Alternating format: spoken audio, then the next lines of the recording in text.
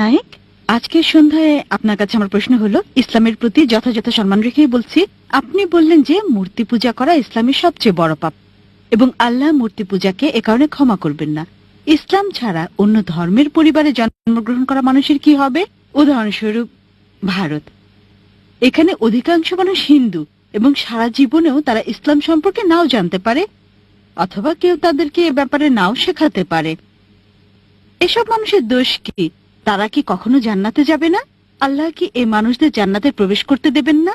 তাদের দোষ কি যদি জন্মের পর থেকে তাদেরকে যা শেখানো হচ্ছে তা বিশ্বাস করে? তাদের উপর কি আল্লাহর কোনো দয়া নেই? আপনাকে ধন্যবাদ। বোন, খুব ভালো প্রশ্ন করেছেন, খুবই যৌক্তিক প্রশ্ন।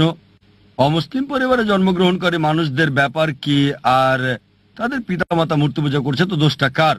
আল্লাহ কেন তাদের শাস্তি দেবেন? খুবই ভালো প্রশ্ন। এ কারণে আমাদের প্রিয় নবী মুহাম্মদ সাল্লাল্লাহু আলাইহি সাল্লাম বলেছেন, প্রতিটা শিশু দিনুল ফিতরের উপর জন্মগ্রহণ করে, প্রতিটি শিশু মুসলিম হিসেবে জন্মগ্রহণ করে। হোক তার জন্ম ইহুদি পরিবারে, খ্রিস্টান পরিবারে, হিন্দু পরিবারে অথবা মুসলিম পরিবারে, সে মুসলিম হয়ে জন্ম নেয়।